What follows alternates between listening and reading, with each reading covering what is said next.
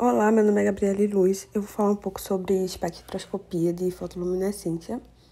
O que é que seria a fotoluminescência?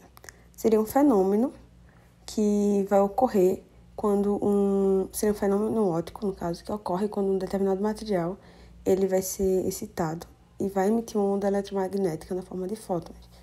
E essa onda vai ser emitida produzindo um comprimento de onda maior do que a onda que começou esse fenômeno. Essa emissão de luz ela vai ser ou por parte de algum corpo originado por qualquer razão, seja que não seja uma consequência de alguma variação de temperatura. E ela pode ser classificada em dois grupos, abrangendo a fosforescência e a fluorescência. O que é que seria a fluorescência e a fosforescência? A fosforescência ela vai ocorrer quando a substância for capaz de absorver a luz, que vai ser produzida por alguma fonte externa, e vai remitir essa luz de uma forma visível, mesmo quando a iluminação parar. Já as substâncias fluorescentes elas vão emitir luz somente quando receberem energia de alguma fonte externa. Um exemplo seria as lâmpadas ultravioletas.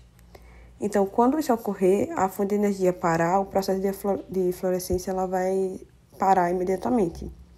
Um exemplo de lâmpadas fluorescentes seriam, por exemplo, as lâmpadas brancas. Essas lâmpadas elas têm gás ionizado dentro e quando elas são aceleradas, elas vão produzir uma luz ultravioleta. E nessa parte interna da lâmpada, ela vai ter um pó que contém fósforo e esse fósforo ele vai absorver a radiação ultravioleta, emitindo assim na forma de outros comprimentos de onda possíveis, né, invisíveis, e produzindo o brilho branco que tem nas lâmpadas. As substâncias fluorescentes elas vão emitir luz durante o período que receberem nessa energia e vão parar quando esse processo de emissão de luz acabar. Já as fosforescentes elas vão emitir luz durante e depois da parada de chegada, né, da luz. Então, a fotoluminescência ela pode ser dividida em três partes principais, em três processos, no caso, que seria o processo de excitação, relaxação e combinação. No processo de excitação, vai ser um processo de recombinação banda a banda e vai ser o seguinte, uma luz com fótons, né, de energia que vai ter um nível superior de energia, ela vai passar entre as bandas de valência e vai fazer uma condução no material, excitando esse elétron e absorvendo essa energia. E aí esses elétrons eles vão migrar da banda de valência para uma de energia maior numa banda de condução. Já na de relaxação, no processo de relaxação, os elétrons eles vão se relaxar para o fundo da banda de condução por alguns canais que não sejam radiativos, e essas emissões de energia vão ser feitas por alguns fótons durante esse processo de relaxação. Já a combinação, ela vai ser uma migração do elétron para a banda de condução, que vai provocar um vazio, e esse vazio vai fazer um par elétron/vazio, e ele vai se interagir entre si, e formando um potencial que vai fazer com que a diferença de energia do estado excitado e do estado de menor energia vai ser emitida por alguns fótons. E no caso vai decair a energia do elétron, vai decair para um estado de energia menor e vai se recombinar com esse vazio. E aí, no caso, essa diferença de energia vai sair do estado excitado e do estado de menor energia. E aí a gente tem o diagrama de Jablonski. Esse diagrama de Jablonski, ele vai explicar um pouco sobre a diferença entre fosforescência e fluorescência. Então, nesse diagrama, a gente vai ter o estado fundamental, que vai ser o singleto, e também vai ter os estados excitados, que também são estados singletos, mas vai ser o S1, o S2. Já o estado fundamental é o estado mais simples, entre aspas. E a gente vai ter o estado tripleto, que também vai ser um estado excitado. Qual seria a diferença do singleto e tripleto? Os dois eles vão possuir um desemparelhamento dos elétrons, só que no singleto ele vai ser mais favorável, porque os spins dos elétrons eles vão se manter com a mesma orientação, independente do desemparelhamento. Já no tripleto não, vai ter uma mudança de orientação, que vai ser basicamente a diferença entre eles, essa mudança de orientação.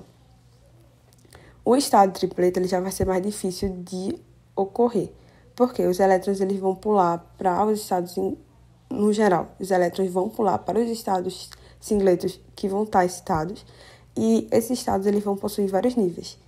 Nesse processo podem ocorrer com que os elétrons eles percam energia. Essas setas vermelhas vão determinar os processos de relaxamento vibracional, e a espécie ela vai perder energia por causa desse relaxamento. Então, acaba sendo por vibração da própria estrutura mesmo no estado quando ela estiver excitado. E esse também vai ter vários níveis. E aí pode ser ou por conversão interna, onde o elétron ele vai pular de um estado singleto para outro, quando tem uma aproximação de espécies entre uma molécula ou outra. E aí, essa energia fornecida pelo sistema vai fazer com que seja parcialmente perdida quando estiver no estado excitado, porque quando o elétron voltar para o estado fundamental, a energia não vai ser a mesma. Então vai ter perda de energia, e a radiação ela vai ser emitida, não vai ser a mesma que vai ser absorvida, por causa dessa perda de energia. Então, se a energia vai ser menor, o comprimento de onda vai ser maior, já que são indiretamente proporcionais. A energia é fornecida Normalmente a energia vai ser fornecida na área ultravioleta, que vai ser a parte mais energética, com um comprimento de onda mais baixo.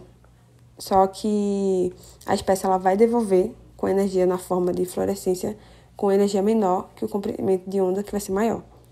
Já essas transições elas são rápidas e favoráveis para acontecer. Por isso que quando ocorrer a fluorescência, ela vai cessar na hora que parar, porque vai parar de manter essa energia na parte ultravioleta. O tripleto ele vai ter uma menor energia e vai demorar mais, e ele vai ocorrer por causa da fosforescência. Na verdade, ele que explica a fosforescência, no caso, porque ele vai demorar um pouco mais. Porque quando terminar de fornecer radiação na parte ultravioleta, a fosforescência ela vai se manter no sistema por um tempo. E ela vai ser visualmente verificada por um tempo a mais. E aí a gente tem os processos fotofísicos de fluorescência e de fosforescência. Na fluorescência, vai ocorrer a emissão de radiação entre os estados de mesma multiplicidade. E aí eles vão se originar a partir de alguns níveis vibracionais. E eles vão demorar mais ou menos entre 10 a menos 12, por aí, segundos. E essa velocidade vai ser limitada nos processos a partir dos estados singletos, S1 e S2.